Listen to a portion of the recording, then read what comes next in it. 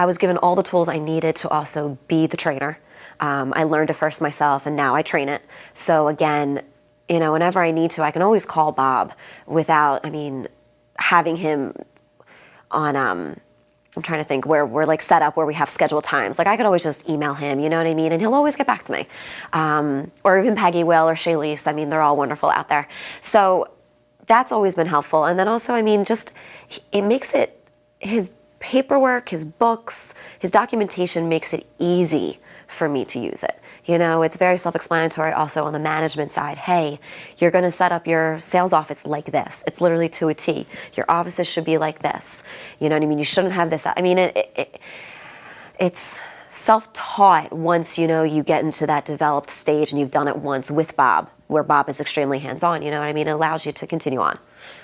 A couple of ways. First of all, while Bob has had a lot of experience, which is invaluable, he also is looking to grow and learns new things all the time. His most recent topics have been, or will be, as a matter of fact, for our association, is marketing for builders, but how to use your advertising budget in the new way today. It's not just taking 2% of your gross and saying, okay, advertising agency, go spend it. It's how to spend it. That 2% might be wrong. How, because a builder now is very intimately involved with who they're selling to. You cannot have that situation now, or you can't be without that. You have to know your market extremely, extremely well. And to have that, that's what builders are plugged into that, and they are much more, like I said, they're much more plugged in. They know who their customers are, and they need help in refining their advertising budget to today's advertising methods. It's electronic media, it's LinkedIn, it's Facebook, it's I want to click and go. And with all that, Bob has assimilated all that information into his next new seminar. I initially hired 2 salespeople using basically all 3 of Bob's books. I put together a program that I could share with people. And I also bought copies of the books for them to have and use as reference material in their own right. But it really started with, the first thing is, how do we handle it when a customer walks through the door?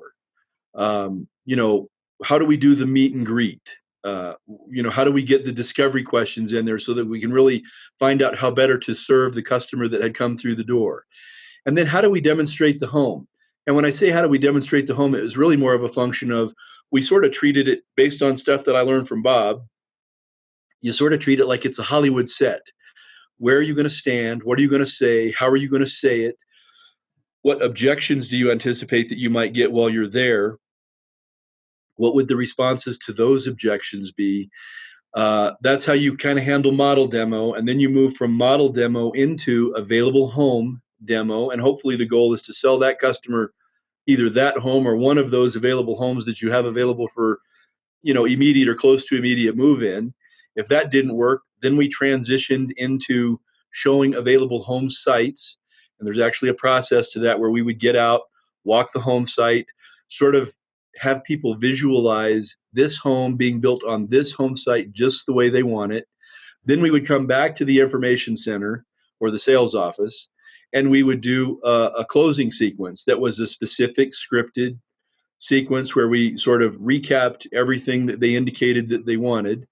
The thing is, you also really learned a lot of unique vocabulary words, which it's subtle differences, but a lot of subtle differences can add up to big changes.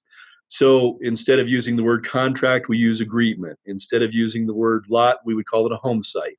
It's not a down payment, it's an initial investment, that kind of stuff. And then there's also a follow-up component to that, so that for the people that didn't buy on the first visit, and we had quite a few people that did choose to buy on the first visit based on the techniques that we learned. But if they didn't purchase on the first visit, what was the step-by-step follow-up system that would hopefully get them from not buying to transition into where they did buy? Well, one thing that I think a lot of CEOs of companies do not understand or maybe realize is that just because you're a good salesperson does not make you a good sales manager. And so one of the other things is that usually CEOs and division presidents of home builders, they don't know how to sell. So they don't even know how to really be able to determine if you're doing a good job or you have what it takes.